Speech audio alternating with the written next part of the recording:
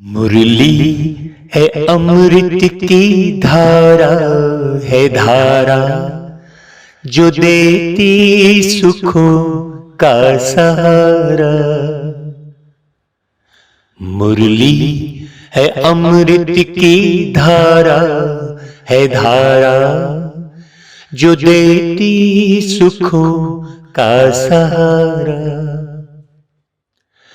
भूले जीवन में हो जाए बाबा मुरली में समझाए, तुम्हें देवता बनना है प्यारा, देखो गलती न करना दोबारा। मुरली है अमृत की धारा, है धारा जो देती सुखों का सहारा। दुनिया में जिस तरह से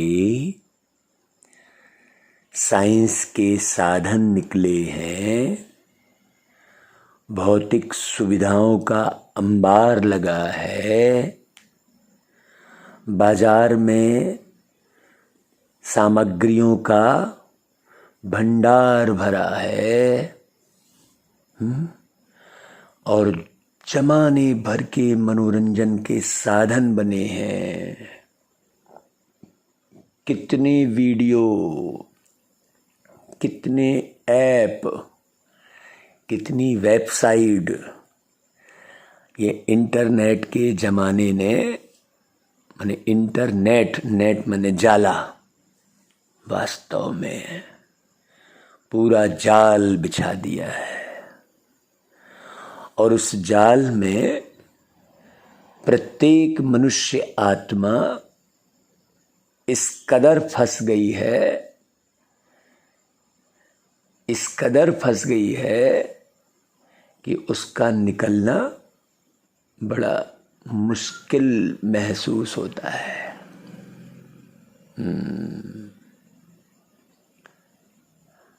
मैंने अपनी जिंदगी में एक भी अमीर व्यक्ति को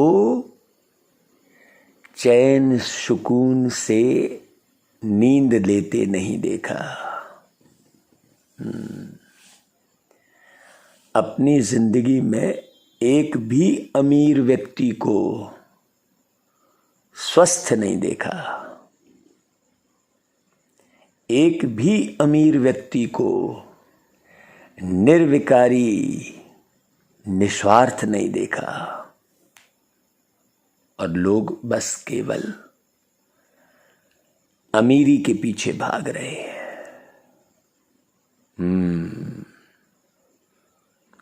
कंपटीशन मची हुई है, धन कमाने की प्रतिस्पर्धा में ऐसे जुट गए हैं कि तन का भी होश नहीं है, जीवन का भी होश नहीं है। अब वो धन कमा काहे के लिए रहे हैं, ना ढंग से भोजन कर पा रहे हैं, ना ढंग से परिवार में बैठ पा रहे हैं। जो भौतिक साधन कमा रहे हैं, उन भौतिक साधनों का उपयोग भी नहीं कर पा रहे हैं। और दुखों का अंबार लगा हुआ है। और जब दुख का अंबार लगा है, परेशानियों का अंबार लगा है, तो बुद्धि कहाँ भटक रही है? पत्थरों में, क्योंकि पत्थर बुद्धि हो रखे हैं। तो दुनिया में पत्थरों की लेन देन है।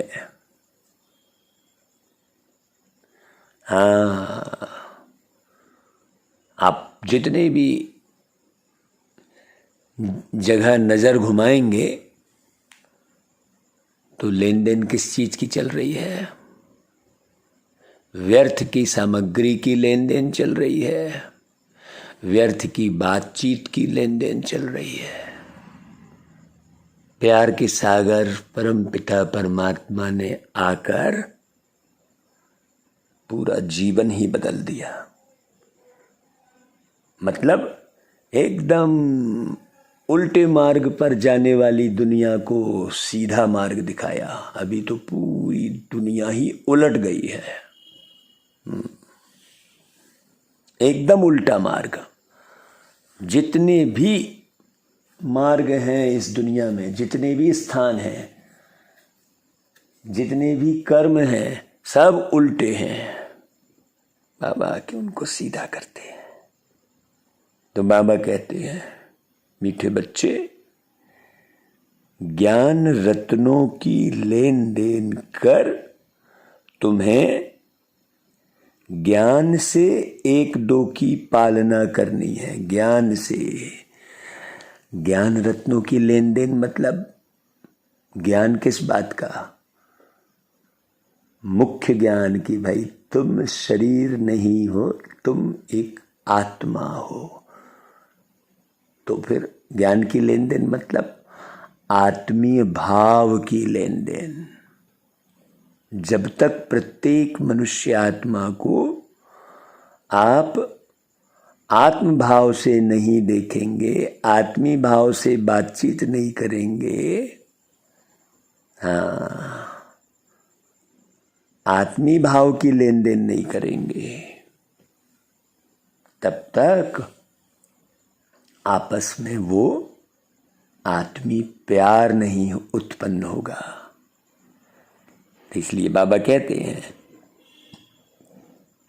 आपस में बहुत बहुत प्यार से रहना है।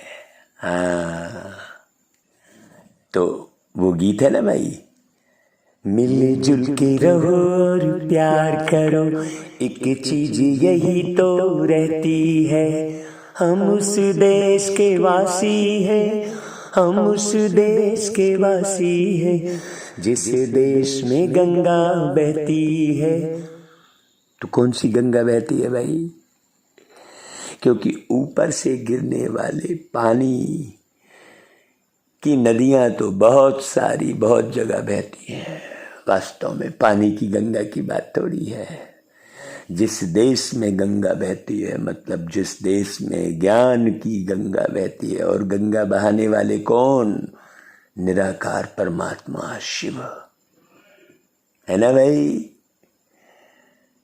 जो धरती पर आकर एक मानवी तन में प्रवेश करके और ज्ञान की गंगा, ज्ञान अमृत पिलाते हैं बाबा सबको। ये सच्चाई समझो। इस गीत में वो शब्द भी है ना भाई, होठों पे सच्चाई रहती है, जहां दिल में सफाई रहती है। तो वास्तव में सच्चाई और सफाई यही दो चीज है मुख्य। सफाई यानी पवित्रता, सफाई यानी विषय विकारों से मुक्त आत्मा। किसमें सफाई?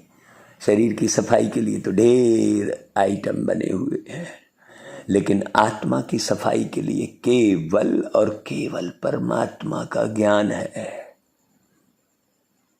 तो सोचो, जब ऐसी स्थिति रहेगी तो आपका जीवन कितना सुंदर बनेगा। ना कोई बीमारी होगी, है ना भाई, ना कोई परेशानी होगी, अपार खुशी में रहेंगे।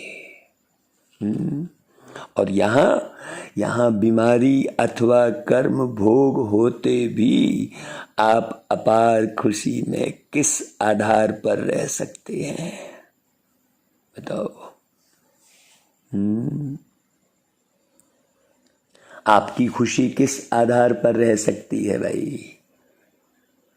देखो, जैसे मुरली के एक एक शब्द का अर्थ अमृत बेले बाबा से पूछकर हम YouTube के माध्यम से आपसे बातचीत कर रहे हैं, विचार सागर मंथन कर रहे हैं। हम आपको कोई पढ़ा नहीं रहे हैं, पढ़ाने वाले तो एक ही शिक्षक है बाबा। हम तो विचार सागर मंथन कर रहे हैं। हम कोई शिक्षक नहीं है ना भाई? हम तो केवल और केवल बाबा के सेवक हैं, बाबा के पुत्र हैं। तो विचार सागर मंथन करने की आदत डालो। बाबा ने बीमारी और कर्म भोग से बुद्धि को परे करने की विधि बताई है। कैसे? भाई कोई भी बीमारी आती है तो अपने आप से बातें करो कि भाई अब हमने 84 जन्मों का पार्ट पूरा किया है ना भाई? कितनी गाड़ियां बदली है भाई। तो ये तो पूरी पुरानी खटारा गाड़ी, पुरानी जुत्ती है।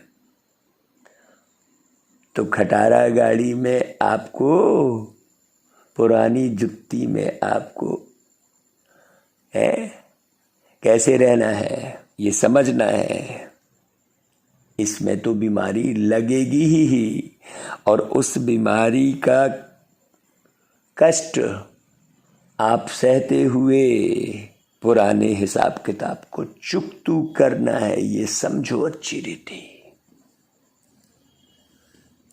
फिर तो हम 21 जन्मों के लिए सब बीमारियों से छूट जाएंगे, है ना भाई? अभी कोई बीमारी आती है तो उदासी, है ना, उबासी कुछ भी ना आए, आप मुक्त अवस्था में रहो। बीमारी शरीर को लगी है, आपको नहीं। शरीर अलग है और आप अलग हैं। तो इस तरह से चुकतू होते जाएगा हिसाब किताब। भाई जब हिसाब किताब चुकतू होता है तो बड़ी खुशी होती है ना भाई। इस तरह से आत्मा बीमारी से मुक्त हो जाएगी। नहीं तो क्या होता है कि किसी भी मनुष्य आत्मा को कोई बड़ी बीमारी लगी, उसे पता चला कि उसके शरीर में कैंसर हो गया है, तो वो कैंसर की बीमारी शरीर में होते हुए आत्मा में छप जाती है। अब वो आत्मा फिर से अगर नया जन्म लेती है तो जन्म से ही उसको कैंसर होता है। क्यों? क्योंकि कैंसर का भाव, जैसे मन में हम भाव उत्पन्न करते हैं वैसे ही शरीर का निर्माण होता है। हाँ, तो इसलिए आजकल पैदा होते ही बीमारी लग जाती है। इसलिए पैदा होते ही कई प्रकार के टीके ये सब लगाए जाते हैं दुनिया भर के। आत्मा में बीमारी लग जाती है। इसे अच्छी रीति समझना है बहुत। वो आत्मा अगर एक शरीर छोड़ दूसरे शरीर में प्रवेश भी कर गई तो वास्तव में पूरे संसार में आत्माओं की ही बीमारी है जो दवाइयों से ठीक नहीं हो रही है, जो केवल और केवल प्यारे बाबा की याद से, ज्ञान से, समझ से आत्मा बीमारियों से मुक्त हो गई। बहुत गहरी बात है। बाबा का ज्ञान दुनिया में भटकती बुद्धि वालों को समझ में नहीं आएगा। जिनकी बुद्धि देह, दुनिया, दौलत, तेरा, मेरा, जिनकी बुद्धि सांसारिक है, उसकी बुद्धि में संसार के मालिक का ज्ञान बैठेगा नहीं।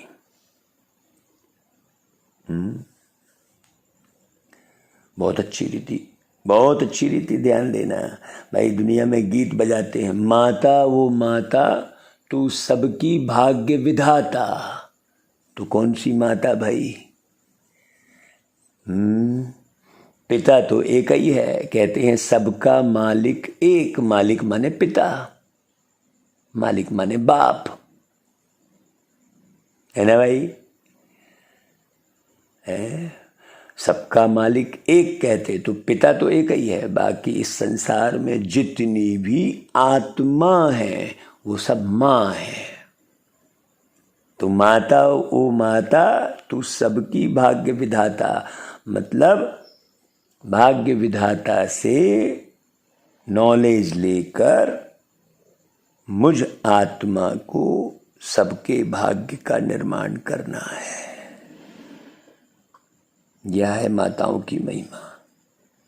वंदे मातरम कहते हैं इस संसार में। वंदे पितरम नहीं कहते। क्यों? क्योंकि माताएं अनेक हैं और पिता एक है बस, है ना भाई?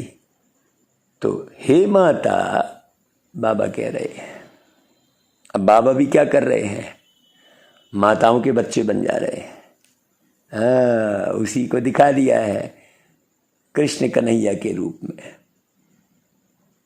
भाई कृष्ण जी को भगवान कहते हैं, तो यशोदा मैया के बच्चे बन गए वो।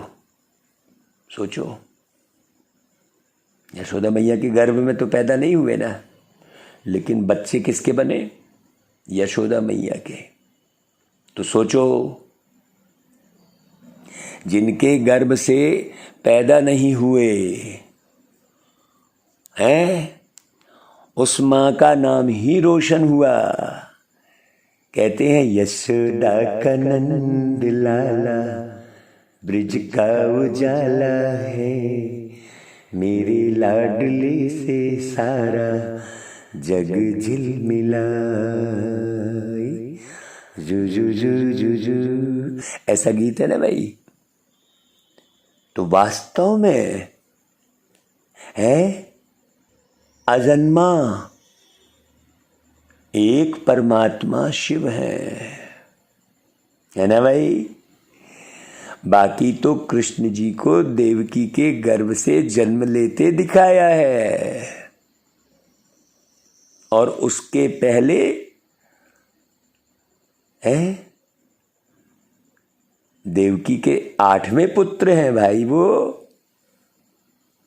और उसके पहले 7 को तो अलग दिखाया है। बहुत गहरी बात है ना भाई? कथा में आपने तो कथा सुन ली, वास्तव में इसका गहरा आध्यात्मिक रहस्य है।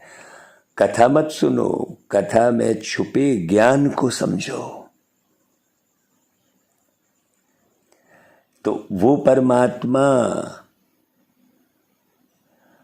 ज्ञान का लेन देन करने वाली आत्माओं को माता कह रहे हैं। जो विचार सागर मंथन करने वाली आत्माएं हैं उनको माता कह रहे हैं। जो गोकुल की मुखिया है, दिखाया है यशोदा,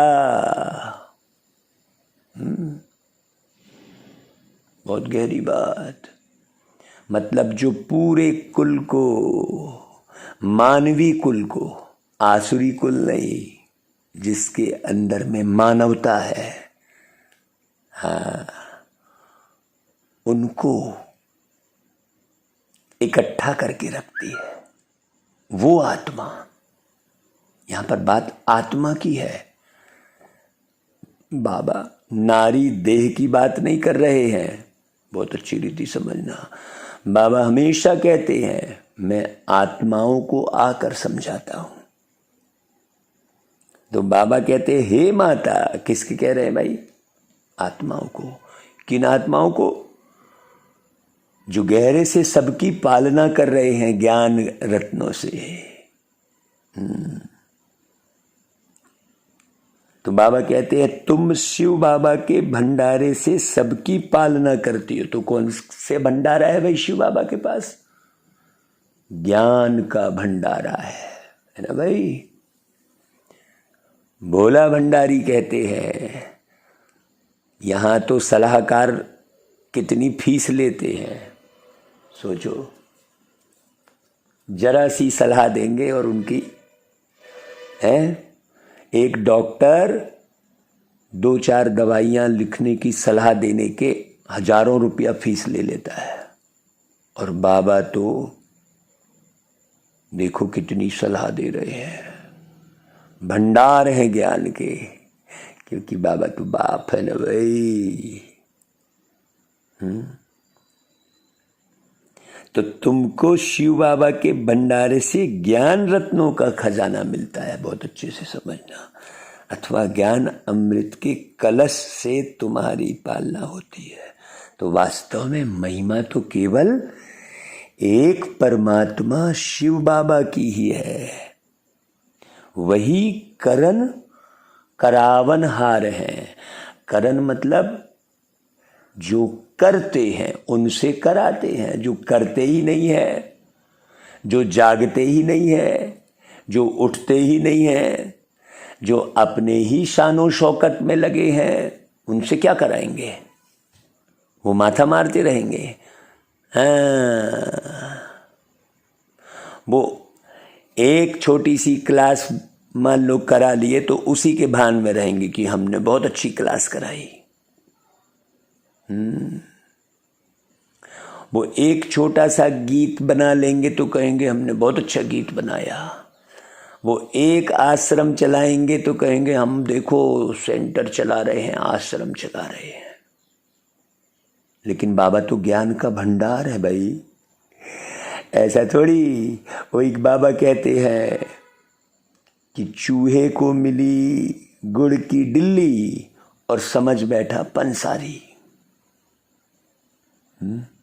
तो बाबा करण करावनहार है, जो निरंतर बाबा के ज्ञान को सुनकर समझकर धारण करके सबको बड़े रूहानी प्यार से समझाते हैं, मैंपन में नहीं आते। हाँ, नहीं तो वो बड़े बन गए, लीडर बन गए, खूब प्रसिद्धि मिल गई उनको, बहुत यूट्यूब पर वीडियो चलने लगे, टीवी में प्रोग्राम आने लगे, तो अब किसी से बात ही नहीं करेंगे। वो वीआईपी बन गए। फिर बताओ, बाबा आके एक एक एक एक शब्द कितने प्यार से क्लियर कर रहे हैं। विश्व अथॉरिटी बाबा सबसे बातें कर रहे हैं, लेकिन वो बात नहीं करेंगे,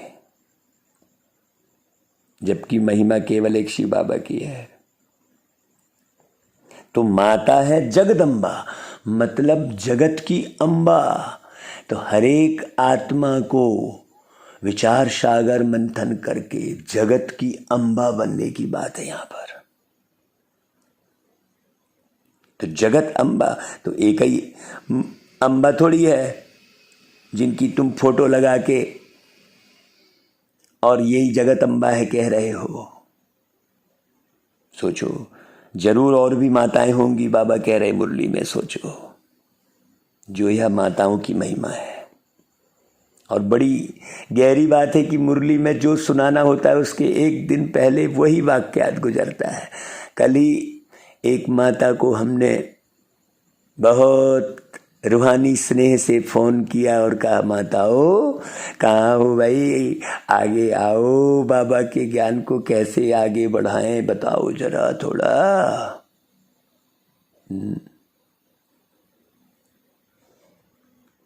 है ना भाई।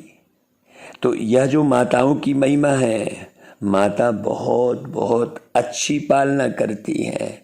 शिव बाबा के यज्ञ में जो रहने वाले हैं उन्हों की स्थूल में भी पालना होती है।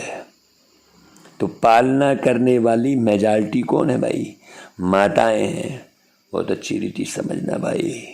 अब बहुत हैं जो नारी देह के हिसाब से माताओं की महिमा कर रहे हैं, बाबा ऐसा समझ लेते हैं। इसलिए बाबा ने एक लाइन बीच में बोली कि बहुत हैं जो भाई भी बहनों की पालना करते हैं। ऐसे नहीं कि सिर्फ बहन ही भाई की पालना करती है। दोनों ज्ञान रत्नों की लेन देन से एक दो की पालना करते हैं, भाई बहन की और बहन भाई की। तो बच्चों को बहुत प्यार से रहना है। इस दुनिया में तो विकार के साथ रहते हैं, प्यार के साथ थोड़ी रहते हैं। हाँ, सबका संबंध विकारी संबंध है। विकारी दृष्टि से देखेंगे, छी छी, तो एक दो को विकार ही देते हैं।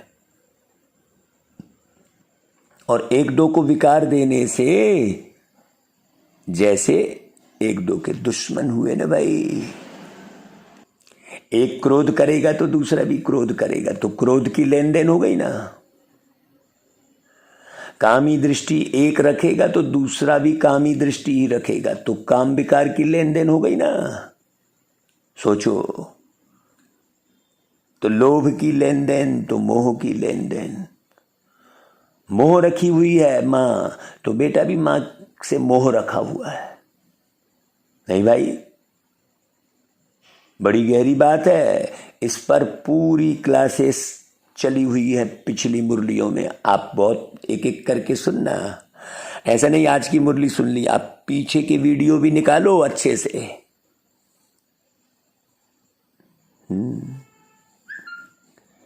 तो प्यार से कौन रह सकेगा? जो ज्ञान की लेन देन करेगा। हाँ, तो यह अविनाशी ज्ञान रत्नों का खजाना देते हैं बाबा। बाकी तो जैसे लोग पत्थर मारते हैं, क्योंकि है ही पत्थर बुद्धि। ऐसे नहीं कि पत्थर मारते हैं वो वाला पत्थर उठा के, नहीं, यह तो समझानी है ना भाई। तुम हो बहन भाई ब्रह्मा कुमार कुमारियां, तो तुम्हारा नाम भी बड़ा भारी है। ब्रह्मा कुमारी है तो कुमार भी जरूर है। तो प्रजापिता ब्रह्मा है तो ब्रह्मा कुमार प्रजापिता, तो जरूर ब्राह्मण ब्राह्मणियां भी होंगे भाई। तो बोर्ड पढ़ने से घबराना नहीं चाहिए। प्रजापिता ब्रह्मा के बच्चे जरूर ब्रह्मा कुमार कुमारियां होंगे। यह बुद्धि से काम लिया जाता है।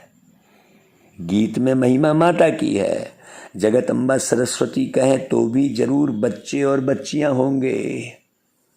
तो जरूर फैमिली होगी ना भाई। यह भी बड़ी गहरी समझने की बात है। जैसे कल हमने बताया एक जन को कि भाई दादी हुई, तो दादी ने तो स्थूल कहीं शारीरिक विवाह तो नहीं किया। तो जब दादी ने शरीर छोड़ा तो उनकी मुखाग्नि देने के लिए क्या बच्चे नहीं थे क्या? एक नहीं ढेर बच्चे थे। सोचो, तो पवित्रता के मार्ग पर चलने से हाँ, आपको पूरे जीवन कोई कष्ट नहीं होता। बहुत बड़ी फैमिली बन जाती है।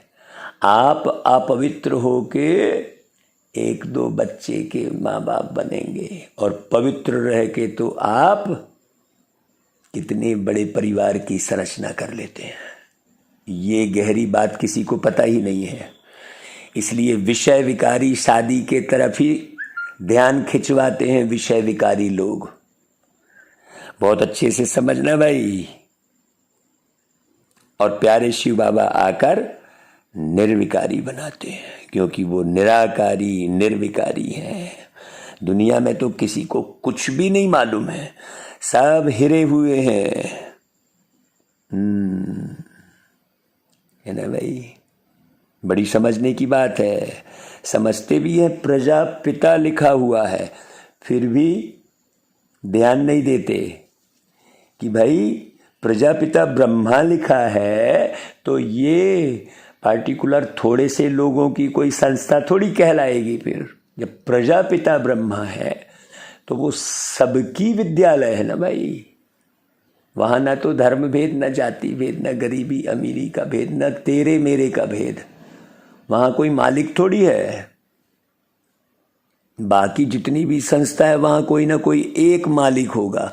यहाँ कोई एक मालिक थोड़ी है, यहाँ तो मालिक भगवान है भाई। तो प्रजापिता ब्रह्मा लिखा है तो समझना पड़े ना भाई कि प्रजापिता लिखा है, पिता लिखा है ना भाई।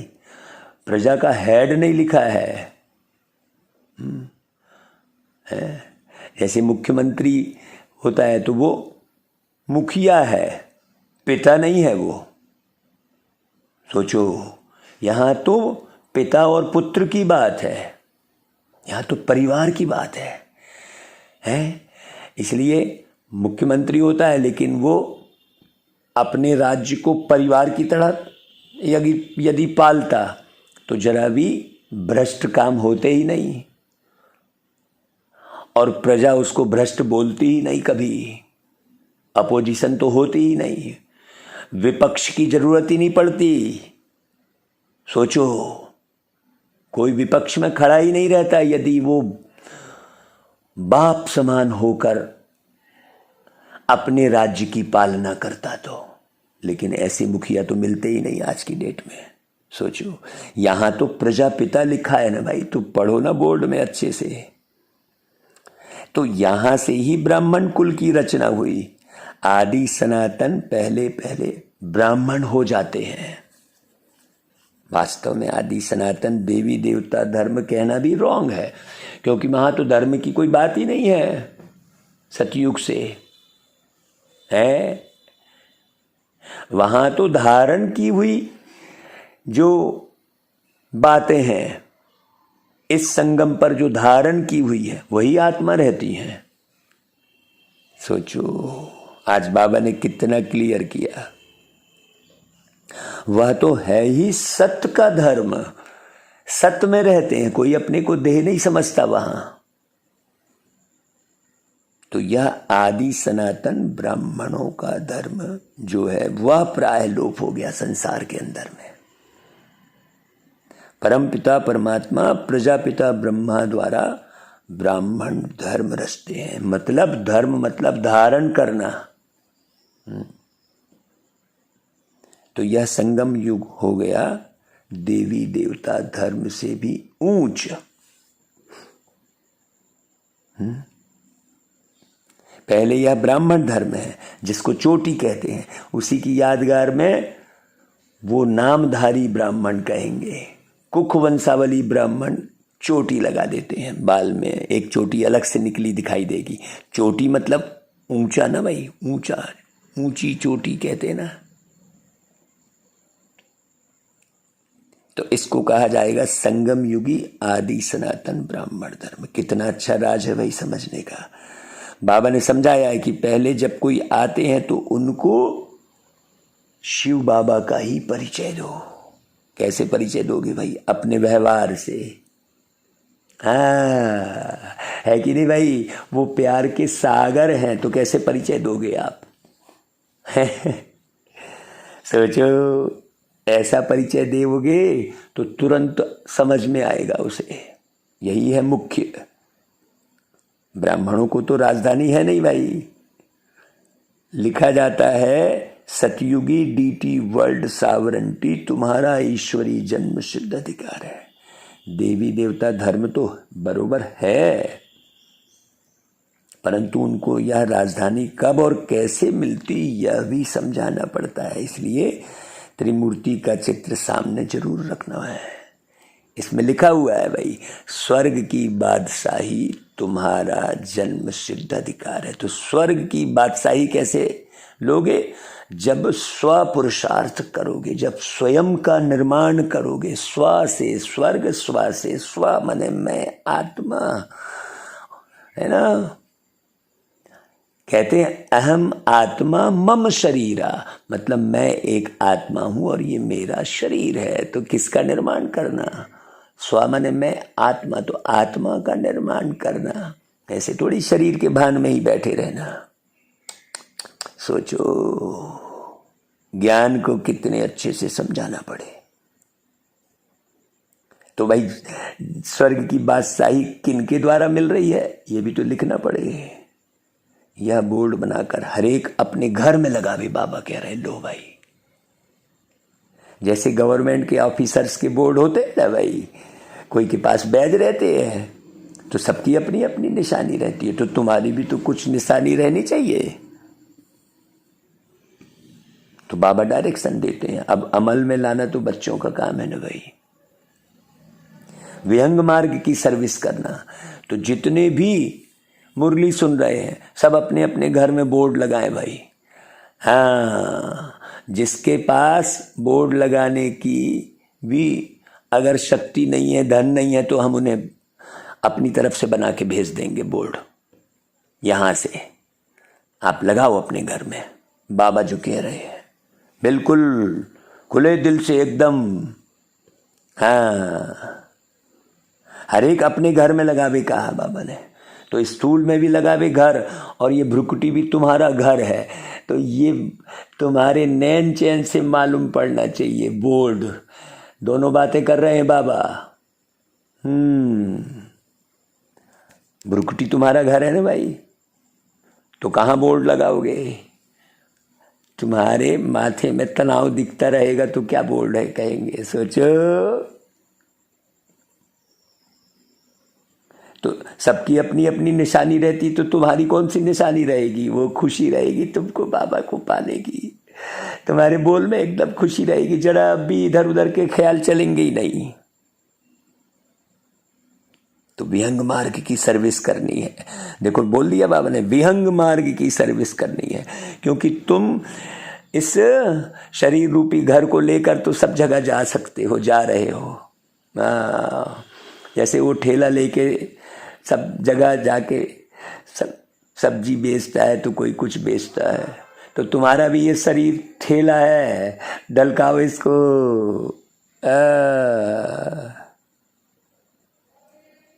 विहंग मार्ग की सर्विस,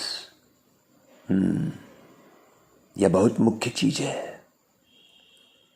डॉक्टर, बैरिस्टर आदि सबके घर में बोर्ड लगा हुआ तो होता है ना भाई, तो तुम्हारा भी बोर्ड लगा हुआ हो कि आकर समझो कि शिव बाबा से ब्रह्मा द्वारा स्वर्ग की बादशाही कैसे मिलती है। तो उतना ज्ञान पहले धारण करो। ऐसे नहीं कि हमने ज्ञान भी धारण नहीं किया है, समझे भी नहीं है और हमने बोर्ड लगा दिया उठा के, वो भी नहीं है। इसलिए बाबा कहते हैं कि भाई निमित्त बनी हुई बहनों भाइयों के पास जाओ, क्योंकि निमित्त मतलब जो तुमसे बहुत अच्छे समझे हुए हैं, हाँ, उनसे पूछो। ऐसे नहीं मुरली में कहा तो लगाई मनमत और चले, कर लिए। बहुत अच्छे से समझना है भाई एक एक बात को। बाबा डायरेक्शन देते हैं, जो मनुष्य देखकर वंडर खाएंगे। अंदर आएंगे समझने के लिए। फ्लैट के बाहर भी बोर्ड लगा सकते हो, जिसका जो धंधा है वह बोर्ड लगाना चाहिए, एक दो से सीखना चाहिए। परंतु बच्चों पर माया का वार बहुत होता है। मीन मेक निकालेंगे, आ करेंगे, यही तो माया का वार है। खिंचे खिंचे रहेंगे, हाँ, ऐसे कमरे के एकांतवासी बन जाएंगे, वीआईपी बन जाएंगे, यही सब माया का वार है। आप जो वीआईपी समझ रहे हो अपने आप को, ये माया का वार है। हाँ, बहुत अच्छे से समझ लो भाई। निश्चय नहीं कि हम बाबा के पास जाते हैं। 84 जन्मों का पार्ट पूरा हुआ, फिर नई दुनिया स्वर्ग में आकर वर्षा लेंगे, यह याद ही नहीं रहता है। हाँ, तो इधर उधर की बातों में जकड़ पकड़ में लगे रहते हैं। बाबा कहते हैं कि बल कर्म करो, फिर जितना समय मिले बाबा को याद करो। तुम यह ढूंढेरवा पीटते रहो कि यह सबका अंतिम जन्म है। हमारी ऑफिस में कोई आता है ना, तो वो इधर उधर की ही बातें करेगा, तो हम उसे सीधे कह देते हैं कोई फायदा नहीं है भैया, सब इधर उधर की बातें करने से, आप तो ईश्वर को याद करो। अच्छा, हम तो याद करते हैं, बोले हम तो जो है फलानी चालीसा पढ़ते हैं। हमने कहा याद कहाँ हुई? बोले हम मंदिर में जाते हैं, अगरबत्ती जलाते हैं, ये करते हैं, हम तो रोज पूजा करते हैं। तो हमने कहा याद कहाँ कहलाई वो? सोचो, याद आ रही है क्या आपको भगवान की? तो कैसे याद आ रही है? कहाँ जानते हो, पहचानते हो क्या भगवान को? तो बिल्कुल शॉर्ट हो जाता है। फिर वो कहता है हाँ, तो फिर आप हमें बताओ भाई, कहता है ऐसा। तो जब आपको याद रहेगी तब तो आप सामने वाले को याद दिलाओगे। जब आपको ही याद नहीं रहेगी तो आप क्या याद दिलाओगे?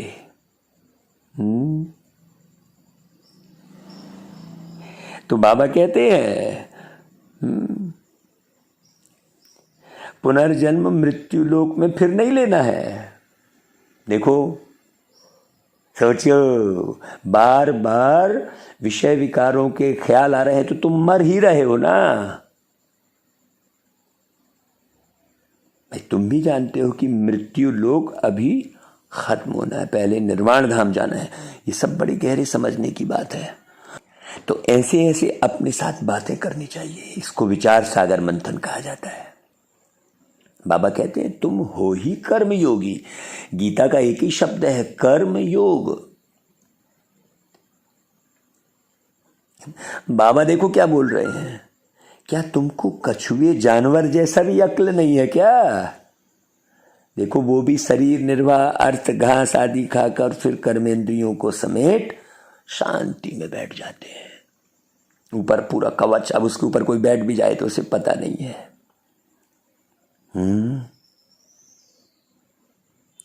तो तुम बच्चों को तो बाबा की याद में रहना है, स्वदर्शन चक्र फिराना है, अपने को मास्टर बीज रूप समझना है। बीज रूप समझना है मतलब सोचो, बीज क्या करता है? जब जमीन में जाता है तो जमीन से सारे विटामिन तत्वों को लेकर फिर निर्माण करता है। तो वैसा ही मैं भी बीज रूप आत्मा हूं, और फिर वही बीज निर्माण करके सबको, है ना, पृथ्वी के तत्वों को, पूरे टाल टालियों को, पत्तों को, सबको पहुंचाता है। मर्ज हो जाता है वो, है ना। ऐसा ही मैं आत्मा भी परमात्मा में मर्ज हो जाऊं। जो भी करा रहे हैं बाबा करा रहे हैं, मैंपन पूरी तरह से खत्म हो जाए। है ना भाई, बड़ा गहरा है बाबा का ज्ञान।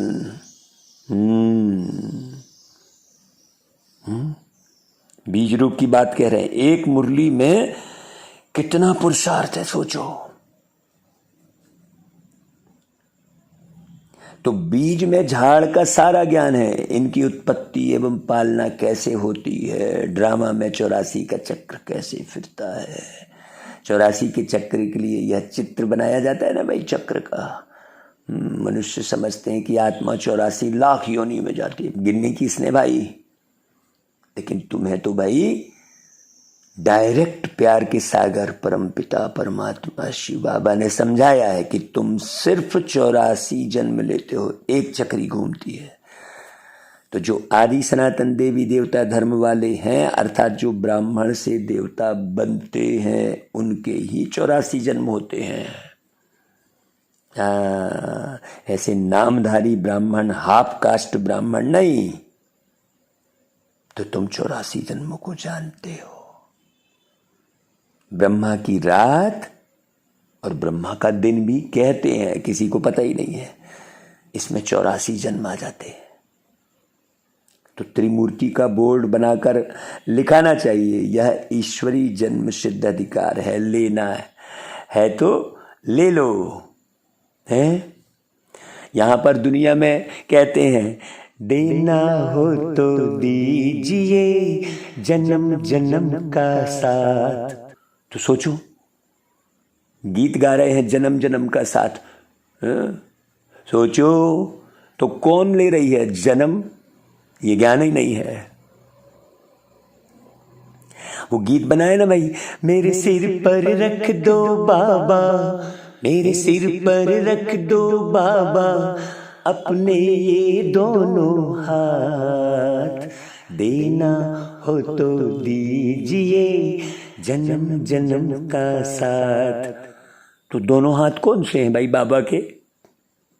ये ज्ञान और योग, यही तो दोनों हाथ हैं बाबा के। सोचो, और जन्म जन्म का साथ तो इन दोनों हाथों के द्वारा दे रहे हैं बाबा। समझो अच्छे से, बाबा की याद में प्रेम का समंदर छलक जाना चाहिए।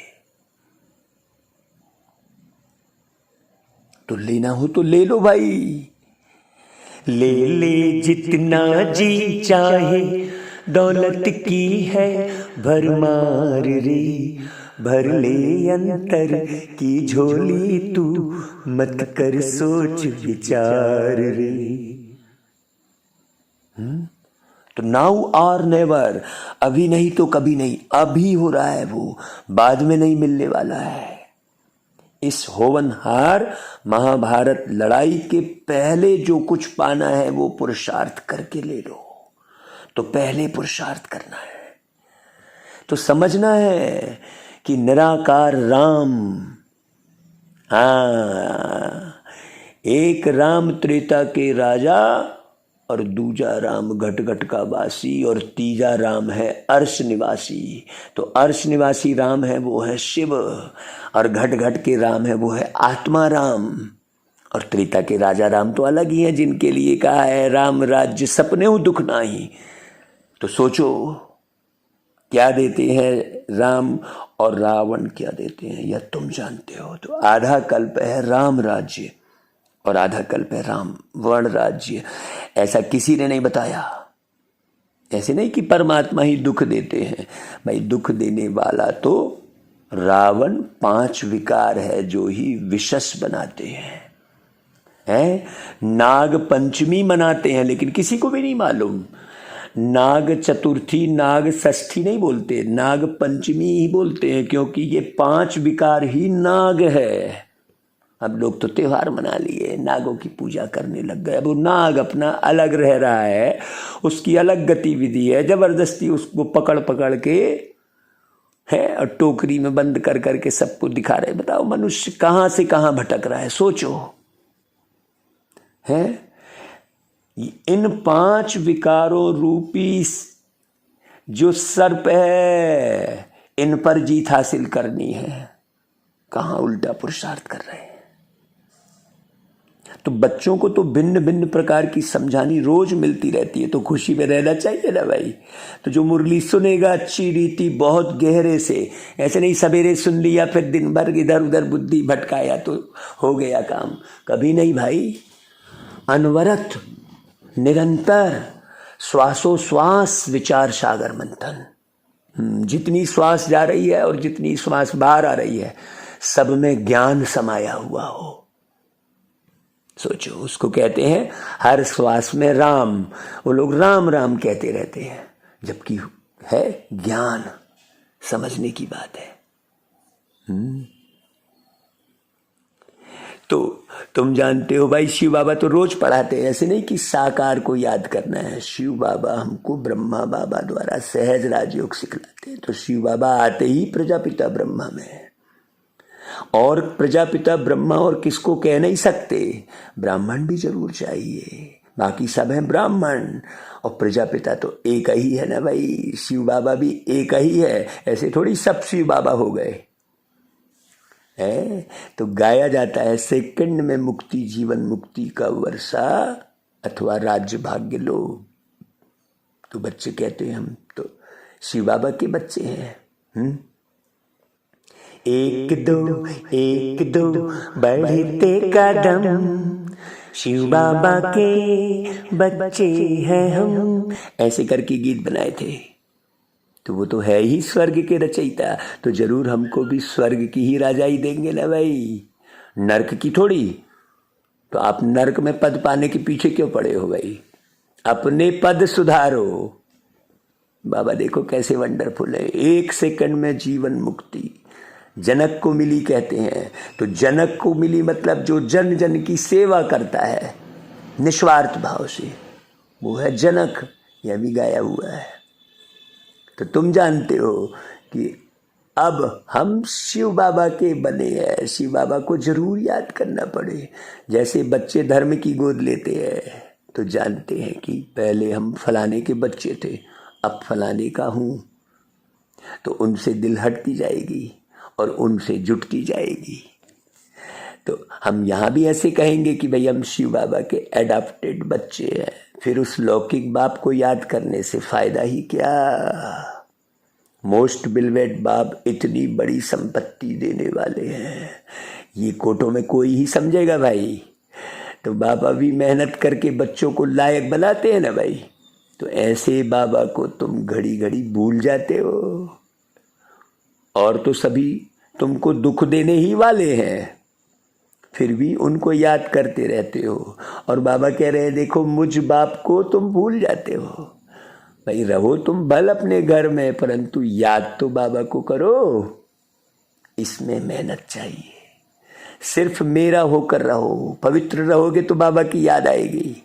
निरंतर मुझे याद करो और नई दुनिया को याद करो। तो सारा कब्रिस्तान बनना है, उसे क्यों याद कर रहे हो? तुम मेरे बने, गोया विश्व के मालिक बने। तुम जानते हो कि हम बाबा के बने हैं, फिर स्वर्ग के मालिक हम भविष्य में जरूर बनेंगे।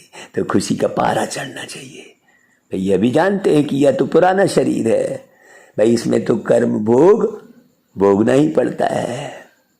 मम्मा बाबा भी खुशी से कर्म भोगते हैं। फिर भविष्य 21 जन्म का सुख कितना भारी है। भाई यह तो पुरानी जुत्ती है, कर्म भोगते रहेंगे। फिर 21 जन्म के लिए इससे तो छूट जाएंगे ना भाई जैसे कोई बीमारी छूटती जाती है तो खुशी होती है ना भाई। अब तो हमारी 21 जन्मों के लिए ये सारी बीमारी खत्म हो रही है। कोई आफत आती है फिर हट जाती है तो खुशी होती है ना। तभी कौन सी आफत आई हुई है भाई सारी दुनिया में? सोचो, तुम भी जानते हो कि अब जन्म जन्मांतर के लिए आफतें हट जाएंगी। अभी हम बाबा के पास जाते हैं। यह है विचार सागर मंथन कर पॉइंट्स निकालना। तो बाबा राय तो बतलाते हैं कि ऐसे ऐसे अपने से बातें करो। भाई हमने 84 का चक्र पूरा किया, अब बाबा के पास जाते हैं, फिर बाबा का वर्षा पाएंगे। साक्षात्कार भी तो करते हो ना। इस समय परोक्ष और अपरोक्ष है। जैसे मम्मा को कोई भी साक्षात्कार तो नहीं हुआ है, बाबा को तो भले हुआ है, विनाश और स्थापना का साक्षात्कार। तो इनको भविष्य का साक्षात्कार बिल्कुल एक्यूरेट हुआ, परंतु पहले यह समझ में नहीं आया कि अरे हम ही विष्णु बनेंगे। पीछे धीरे धीरे समझते गए कि हम इस विकारी गृहस्थ धर्म से अब निर्विकारी गृहस्थ धर्म में जाते हैं। तो तत्वम, अब तुम भी वैसे ही करो भाई। तुम भी तो बाबा की पढ़ाई से ऐसे बनते हो ना, तो रेस करनी चाहिए। बाकी गीत में है मम्मा की महिमा, तो तुम तो जान गए हो जगत अम्बा किसको कहा जाता है। और वास्तव में माता पिता कौन है? अब सोचो, वास्तव में तुम्हें माता किसको बोल रहे हैं? माता पिता कहने से जगत अम्बा याद नहीं आएगी, वह तो है ही निराकार। यह तुम्हारी बुद्धि में। पिता तो गॉड फादर ठीक है, वह निराकार है। माता तो निराकार हो ना सके ना भाई। सोचो, आत्माएं तो जन्म लेती ही है। तो फादर निराकार है, तो जरूर वर्षा देंगे तो यहां आना पड़े ना। जो अपना परिचय दे तो जरूर उनको माता भी चाहिए। तो यह ब्रह्मा क्या हो गई? बड़ी माता हो गई, और दादा है निराकार। कितनी वंडरफुल नॉलेज है। परंतु यह मेल हो गया क्योंकि मुखवंशावली है ना, तो यह बड़ी वंडरफुल नॉलेज है। बाबा कहते हैं कितना गोहिरात समझाता हूं, कोई की बुद्धि में बैठ ही नहीं सकता कि माता पिता कौन है आखिर। वो समझते हैं श्री कृष्ण के लिए, सिर्फ यही फर्क कर दिया है बस। इसको कहा जाता है एकज भूल। तो भाई कोई तो निमित्त बनेगा ना, है उस भूल को समझाने के लिए कि भाई क्या भूल हुई जो भारत इतना दुखी होता है। तो अब तुम जानते हो किसने भुलाया, कारण क्या हुआ जो भूल गए। बरोबर इन 5 विकारों ने बेमुख कराया है परमात्मा से। जैसे बाबा करण करावन हार है, वैसे ही ये विषय विकार भी तुमसे कुछ ना कुछ उल्टा करवा के दुख देते हैं। तो ये माया भी दुख दाता है और परमात्मा सुख दाता है? सोचो, तो माया बाप से बेमुख कराती है। अब बाबा खुद कहते हैं कि हे आत्माएं, निरंतर मुझ एक बाप को याद करो। तुम हमारे बच्चे हो, तो तुमको वर्षा तो लेना ही है ना भाई। सिर्फ मुझे याद करो तो विकर्म विनाश होंगे। अब एक्यूरेट बाबा की याद आती है, देखो है जब हम गीत गाते हैं ना कि बाबा की याद बहुत ही आती है, आती है, आती है, दूर वतन को हमें उड़ा ले जाती है। ऐसे गीत बनाए थे, सोचो। तो अभी बाबा खुद कहते हैं बेहद के बाप की मत मिलती है ब्रह्मा द्वारा। गुरु ब्रह्मा कहते हैं ना भाई, तो यह तो है भक्ति मार्ग की महिमा। गुरु ब्रह्मा मशहूर है, वह फिर कह देते ईश्वर सर्वव्यापी है। मतलब वो गुरु ब्रह्मा के तन में ही मिलते हैं। गुरु ब्रह्मा है कि नहीं भाई। फिर गुरु विष्णु कहते हैं, मतलब वो गुरु का परिचय जब हम पूरे विश्व रहित हो जाते हैं तो फिर गुरु विष्णु कह देते हैं। और गुरुदेव महेश्वराय कहते हैं, तो जब वो निराकार शिव परमात्मा हमको मिलते हैं तो हमारे सारे विकार नाश हो जाते हैं। तीसरा नेत्र हमारा खुल जाता है ज्ञान का। अरे भाई, तो गुरुदेव महेश्वराय कहते हैं, सोचो। और फिर आप सर्वव्यापी कह दिए। अरे आगे हम भी समझते थे कि ठीक कहते हैं, अब समझते हैं कि माया ने इन्हों से ऐसा कहलवाया है। माया भूल कराती है नीचे गिराने के लिए, और बाबा अभूल बनाते हैं ऊंच चढ़ाने के लिए। तो अपनी तो तकदीर विधाता ने बना ली है, अब सोचने को कुछ भी बाकी नहीं है। ऐसा करके गीत बनाए थे। तो बाबा बहुत अच्छी तकदीर बनाते हैं। तो बाबा को याद करना ये तो बहुत सहज है भाई। निराकार बिंदु बाबा को याद करना, इससे सहज और कुछ दुनिया में कोई दूसरा नहीं है।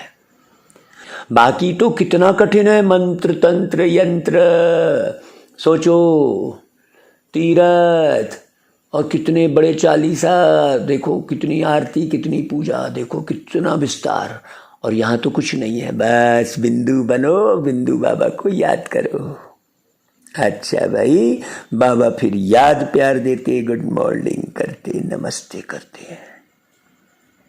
अब आज का जो धारणा के लिए सार है उसे बहुत अच्छी रीति समझ के सुनना है। तो पहली पॉइंट है, अपने को मास्टर बीज रूप समझ कर्मेंद्रियों को समेट शांत में बैठने का अभ्यास करना है। हाँ, कछुए मिसल शांत में बैठना मतलब कहाँ? भ्रुकुटी के बीच। कर्म तो भैया ये शरीर कर रहा है, आप थोड़ी थक रहे हो। आप बैठो आराम से चुपचाप भ्रुकुटी के बीच, शांति में बिल्कुल। दूसरी पॉइंट, विचार सागर मंथन कर खुशी में रहना है, और खुशी खुशी से पुराना कर्म भोग चुकतू करना है। अपने आप से बातें करनी है कि भाई देखो, हमने तो भाई 84 का चक्र पूरा किया है, अब जाते हैं बाबा के पास, है ना भाई? वो गीत है ना भाई, हम उड़ के चले जाए। कैसे उड़ के भाई? ज्ञान के पंखों से मन को उड़ाओ। अच्छा भाई, वरदान, रिगार्ड मांगने के बजाय सदा ऊंची स्थिति में रहने वाले सर्व के पूजनीय भव। कई बच्चे सोचते हैं कि हम तो आगे बढ़ रहे हैं, लेकिन दूसरे हमको आगे बढ़ने का रिगार्ड ही नहीं देते हैं। लेकिन रिगार्ड मांगने के बजाय स्वयं का रिगार्ड स्वयं रखो, तो दूसरे स्वतः रिगार्ड देंगे भाई। अपना रिगार्ड रखना अर्थात अपने को सदा महान, श्रेष्ठ ते श्रेष्ठ आत्मा अनुभव करना। और केवल बस ये नहीं कि मैं श्रेष्ठ आत्मा हूं, वैसे कर्म भी करके दिखाना ना भाई, है? जैसे मूर्ति जब आसन पर है तब पूजनी है, ऐसे आप भी सदा अपनी ऊंची स्थिति के आसन में स्थित रहो तो पूजनी बन जाएंगे, और सब आप ही रिगार्ड देंगे भाई। हाँ, मांगने की जरूरत नहीं पड़ेगी रिगार्ड। अच्छा भाई, स्लोगन, माया का तिरस्कार करने वाले ही सर्व के सत्कारी बनते हैं। हाँ, अच्छा भाई, ओम शांति।